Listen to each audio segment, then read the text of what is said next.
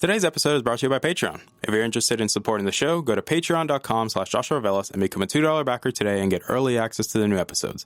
I'll be leaving a link in the description down below, but for now, on to today's episode.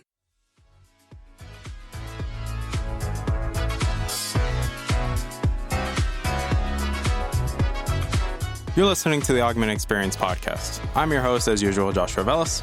I'm a student, musician, and a gamer at heart. Join me as I sit down every week to talk about all the latest news in the technology, business, and video game world. I hope you guys enjoy.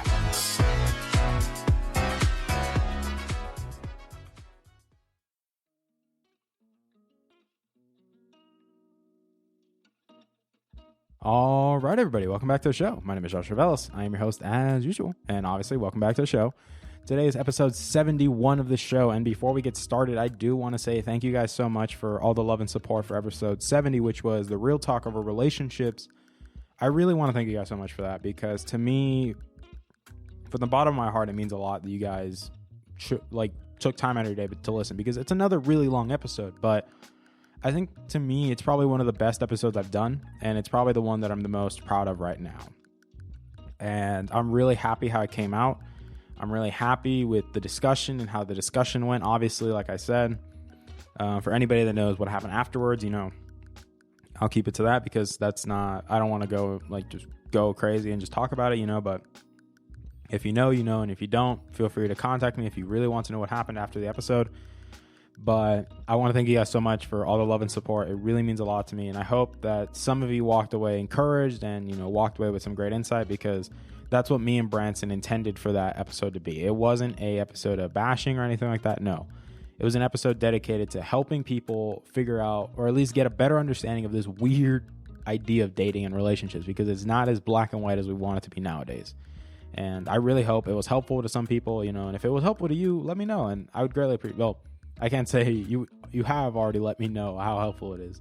But I thank you guys so much, and I love you guys so much for all the love and support. It really means a lot to me that you guys took time out of your day to listen. But obviously, back to the tech news, because obviously we're a tech channel. So what are we talking about today? And, well, it's kind of obvious, but we're going to be talking about the recently released 16-inch MacBook Pro. And I know what you guys are thinking. Josh, I thought you hate the MacBook Pros. I thought you hate these things with a burning passion. And yes, to me, they're still not for me. But there's something very special about the 16-inch that it's not just a bigger display. It's not. But there's some, I'd say, return to form that Apple finally realized, that they finally listened to the professional market and actually took the hint that, hey, what we're doing is not so, effective, And there's, clearly a big shift. Like, we're talking about a really big shift from, the refresh that we got early in the year and then this one. Because obviously, what's also interesting too is this is another trend of Apple releasing a product on the download. Like, no big event, nothing, just bam, on the website, ready to order, let's go. And I'm going to give my little thoughts on that real quick. That, like I said, I think this is a good idea from Apple, because even though, yes, I think there should be a third event that they should do every year, but it's only on the very, very special occasions that they ever do that. And to me, I think what they decided to do and just release a lot of these products on the download, like we said, this happened early in the year with the iPad refreshes. It happened with, what else? The iPad refreshes, the Mac, and, we got all these good refreshes that came up. And then we got the AirPods Pro that released on the download. But it's also true because we knew these things were coming. We already knew they existed. And same thing goes for the 16-inch MacBook Pro. We knew it existed. We knew it did. And when we got it, a lot of people are really surprised and shocked on how good it is and how big of a difference, even though it seems like a little difference. But it's those little things that push it over the edge and make it what people want. And obviously, like I said, this is very, very early. This thing hasn't been out for a month. It's been out for a while now. But people are really happy about what they got so far. So let's go into it. What makes this so special? And when you look at the Apple website, this is what they say. And obviously, I'm going to give my take. So, designed for those who defy limits and change the world, the new MacBook Pro is by far the most powerful notebook we've ever made. With an immersive 16-inch Retina display, super fast processors, next-gen graphics, the largest battery capacity ever in a MacBook Pro, a new Magic Keyboard, let's keep that keyboard in mind, and massive storage, which is another key thing. And it's so crazy because when you think about it, like, this is what they're working with. So it says up to 8-core processor. So obviously these are the 9th gen, or excuse me, I think, yeah, 9th gen. Actually, no, these are the 10th gen. My bad. What am I talking about? 9th or 10th gen. We'll look through the specs to be specific, obviously. But processor, 8-core processors, 16-inch Retina display, up to 8 terabyte SSD. That's crazy. That, like, that's 8 terabytes on a freaking laptop. Like, that's, to me, it's crazy. But, you know, let's keep going because I'm gonna start nerdgasming. An AMD Radeon Pro 500M series graphics, so obviously new AMD graphics. Obviously a 6-speaker sound system, and then up to 64 gigabytes of RAM. And then as we keep going down the list, because the display is not really the big thing. It's your stereotypical, you know, typical Apple thing. Obviously, you know, it goes up to the Core i9 processor with 8 cores and 16 threads, you know. And then but then there's also something interesting because they also changed the heat pipes. They changed and the heat sinks. They actually made them much more efficient. So they actually increased airflow by 28% and the larger heat sink by 35%. Because if you remember correctly, when we talked about MacBooks in general, the reason why the MacBook Pros were not such a good option was due to the fact of how hard they thermal throttled because of the design. And when you think about it, because yes, the processors they're running, the i9 is a very, very hot processor. It runs very hot. And even for big desktop replacement laptops, it still was going to run hot. Like, those fans are going to be cranking. And it didn't help that the MacBooks were so thin and so light that even though, yes, and design-wise, they looked beautiful, but the fact that it was running so hot, and yes, I get the software update helps a bit, but still, like, the laws of physics say, you know, that's not how that works. And it made things very tricky. So I do agree with the idea what they decided to go with and make the MacBooks thicker. They made it thicker, and that's definitely helps because obviously, yes, there's a bigger battery, you know, replace the heat sinks and the fans. And then they also, obviously with the terabytes and everything, the 8 terabytes of storage, you know, very crazy. And obviously, yes, they're talking about performance boost and everything.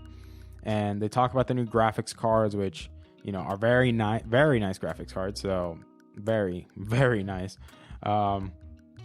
Obviously is up to, you know, 2.1 times faster than the Radeon Pro 560X. Memory bandwidth of 189 gigabytes per second. So this one obviously goes up to 8 gigabytes of GDDR6 VRAM and up to 24 compute units. Then we also talk about the new keyboard, which the keyboard, this is where a lot of people are really happy because, like I mentioned before, the MacBook Pros, specifically when it came to keyboards, were very, very bad. Like, the butterfly keys were terrible. Like, nobody's going to argue this. The butterfly keyboard was incredibly terrible. Like, there's nobody that can justify the existence of the butterfly keyboard because of how bad it was. Like, I don't even know how it's physically possible to make a keyboard that bad. Like, you have to screw up so bad to make a keyboard like that bad, because it's what I tell people is the butterfly keyboards on the MacBook Pros were just terrible. They were incredibly bad, and there's nobody that can justify it because if you look at the traditional design that normal keyboards have, it's the scissor design. And that's obviously traditional because, you know, it's functional, it works, and it's not going to break. And when you make something that's similar to a butterfly's wings, well, yes, it's very elegant, very light, and fast to travel on. It's very fragile, so you're gonna get what you get, and it's gonna break. And I'm glad that Apple decided to go in a direction and listen to people and just give up on the butterfly keyboard. It wasn't going to work. Just go back to the old way.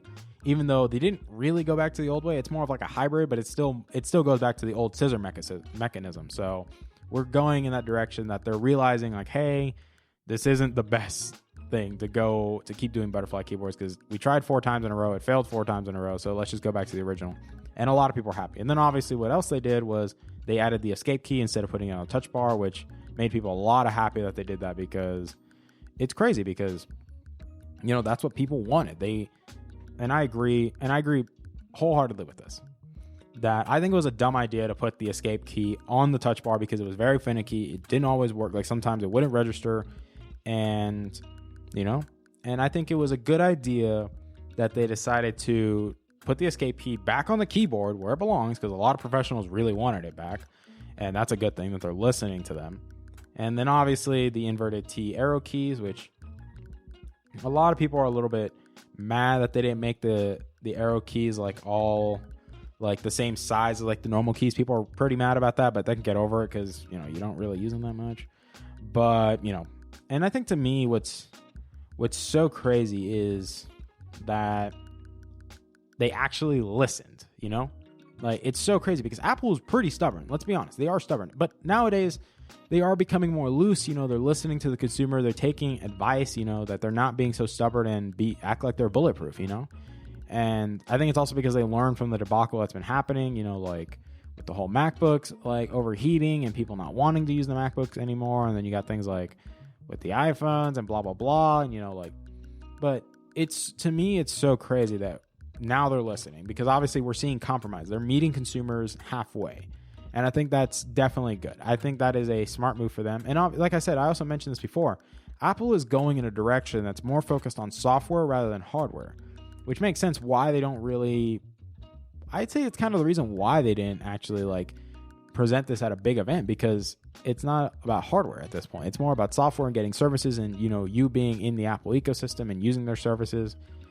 But I think the addition of the 16-inch MacBook Pro is a good idea. I think to me, it was a bright, because obviously it replaces the 15-inch. But there's also one other thing that was very important, which is the 100 watt-hour lithium polymer battery, which is so crazy because it says it's up to 11 hours of wireless web browsing and video playback. But I think to me, it's also crazy because if you keep in mind, that's actually the maximum capacity battery you can have on a plane. So the fact that they're pushing it, that they got it all the way certified, that you can take this thing on a plane, is absurd. The fact that they're pushing it right to the limit. So it's definitely the biggest battery in a MacBook Pro. And a lot of people have been reporting good stuff about it. And like we also mentioned is the thickness. And then obviously they added the Apple T2 security chip inside of it as well. You know, Thunderbolt 3, you know. And I think to me what's so crazy, especially when you look at the specifications, because let's click buy and let's see what configurations we're working with. And I think to me, it's so fascinating, you know, that we're in a state where Apple's finally listening. They're not being a bunch of, you know, they're not being bums, you know, like I think to me, it's so crazy because like it makes me happy, you know, like that we're in this healthy direction, that Apple is finally listening to the consumer.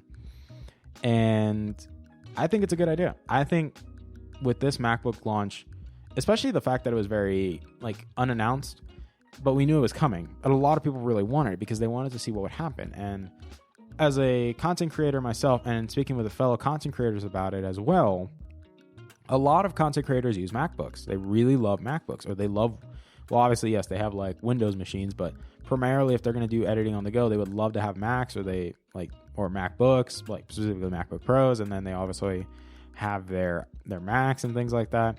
But the problem is like MacBooks Pro, or the MacBook Pro specifically, they would always be a little bit finicky, you know? And it's mainly because of the keyboard. That's what always pissed people off, was the keyboard and, you know, and obviously port selection. Like, it obviously pissed people off. Now, granted, I wish, if I'm being honest, I know I'm being a little bit nitpicky because I'm like, they could have added some more ports. You know, you made the thing thicker, make it a little bit thicker, put some of the older ports on there because people want them back, you know. But that's being a little bit picky, you know.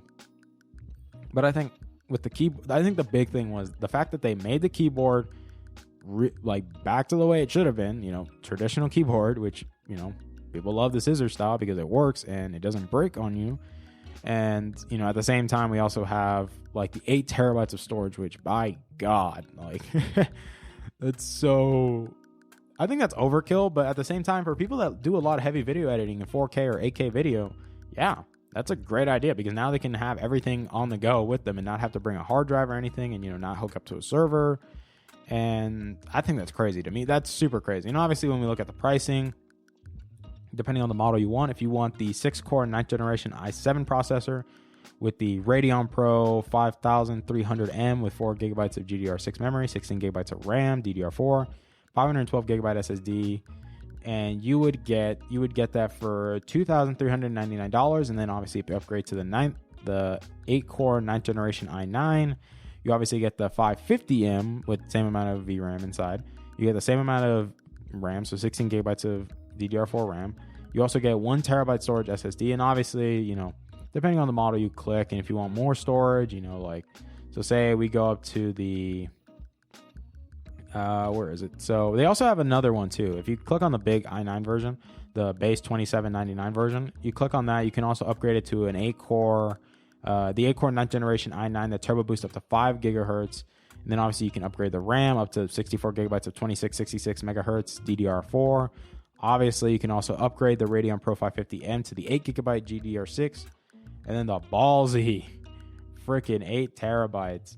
And then obviously, like, you don't need logic in that unless if you really do. Your total for like a fully maxed out MacBook Pro 16-inch with everything maxed out, like maxed, you would get it for $6,099. That's a lot of money. Clearly, that's a lot of money, guys. We're not gonna pretend it isn't. And I think, like, personally, I think it's a very interesting. Like, personally, if it was up to me, I'd probably, like, if I ever bought a MacBook and I had tons of cash lying around, like, I don't know, like, I still wouldn't buy a MacBook personally. Like, that's what I want to go into now with this episode is, like, what do I think? Like, does this change my mind on the ideas of the MacBook? And my answer is still no. I think it's very specific. I think if you love macOS, you love the ecosystem, you already do all your editing on a Mac, then yes, I would get this MacBook Pro. If I were you, if you wanted a MacBook Pro and you were just hesitant because of the whole keyboard flops, go for this. I would literally just buy this because it's your best bet. Like, right now, it's in a good, healthy position that I would recommend it to people that want it, you know? Like, and that's for people that want it, you know?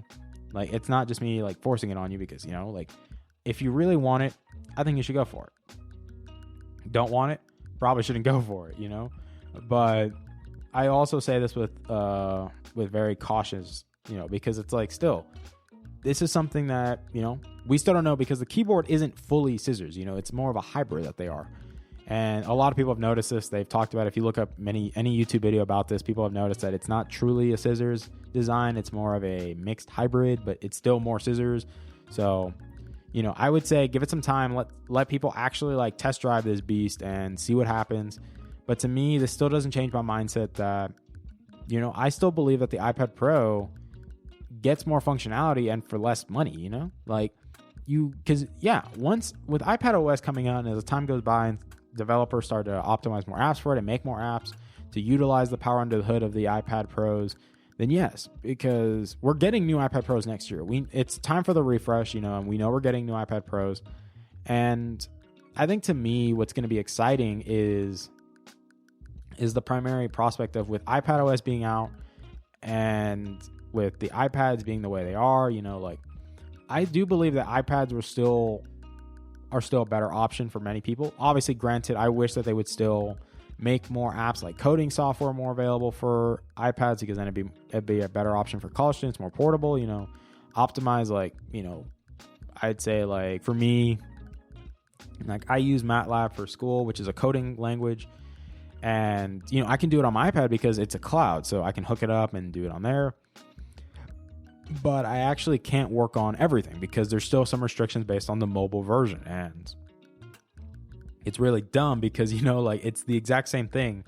It's just a more mobile compact version. I can't work on Arduinos with it. And that kind of sucks. So I believe that there'll be a point that companies should start optimizing and updating their applications on the iPads and making them better because the power is there now. That's the thing, is there's power under the hood now that can be utilized because people have been able to edit and render 4K video at a high bit rate on iPads, like, since the 2018 iPad Pro came out, and because they're incredibly powerful, like, it was such a big jump that it's like, whoa, that's a pretty big jump, and it's very impressive hardware.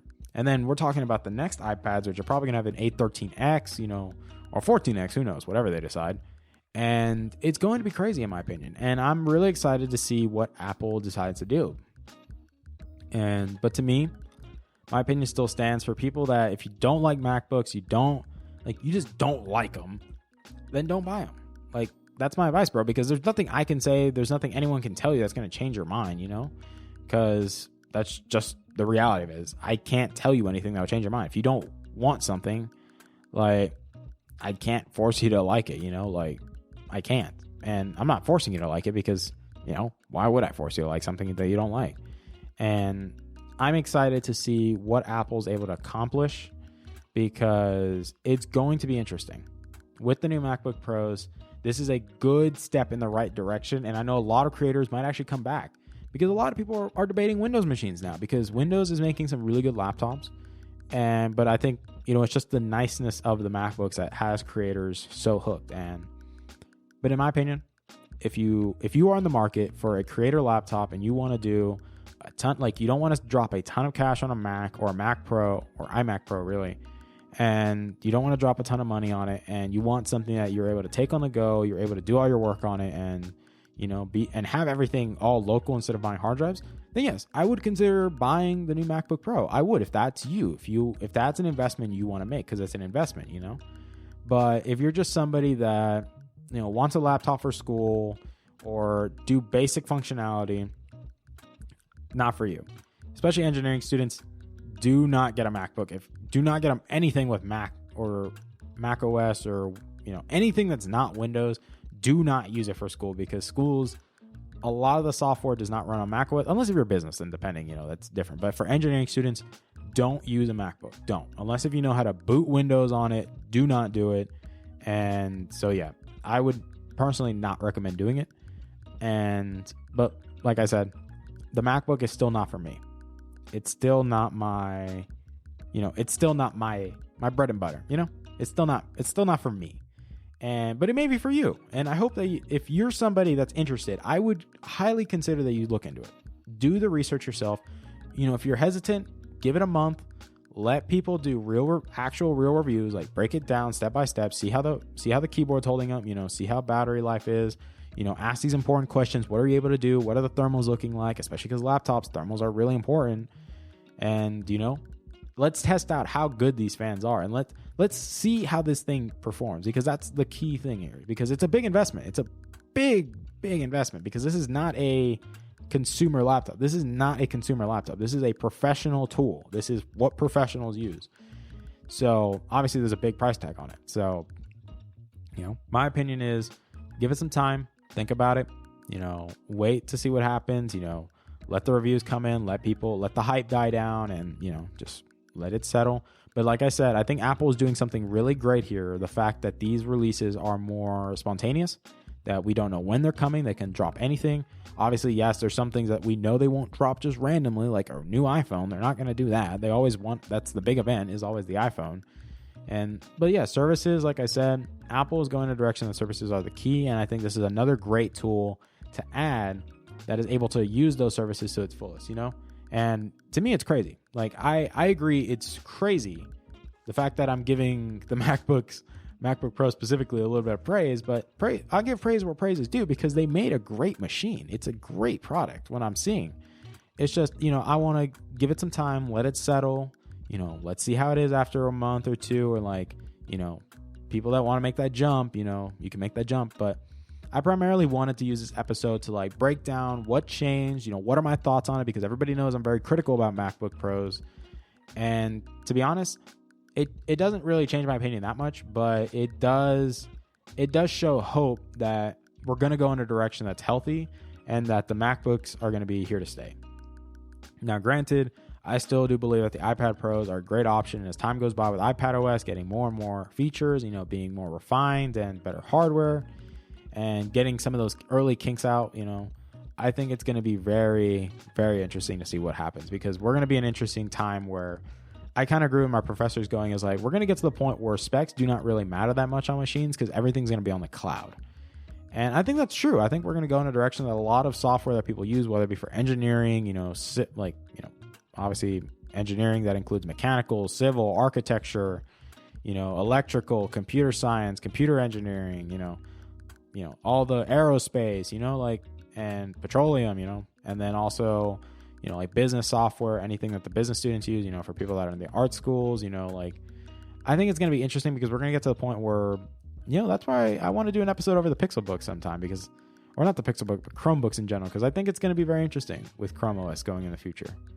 But, that's a topic for another time, But I do want to take this time to thank you guys so much for your continued support and love for this show. I really, really appreciate it from the bottom of my heart. Thank you guys so much. We're almost at 700 total downloads, so keep the downloads going, guys. It really means a lot to me. I love you guys so much. I hope you guys know that. You guys mean a lot to me. You really do, because you guys have made this a wild ride. Because think about it, we're almost near 1 year of this show. That's crazy to think about, guys. Like almost a year of doing this, and it's been incredible. And obviously, yes, I will say this: we will be doing a Thanksgiving episode for Thanksgiving, because it's a special time of the year. And I do want to talk about it a bit. So I'm really excited. I hope you guys are excited. But until then, I love you guys so much. Have yourselves a wonderful weekend, guys. Please be safe. Please be safe. Anybody that's driving home for the weekend for Thanksgiving, please, safe travels. I hope you guys are okay.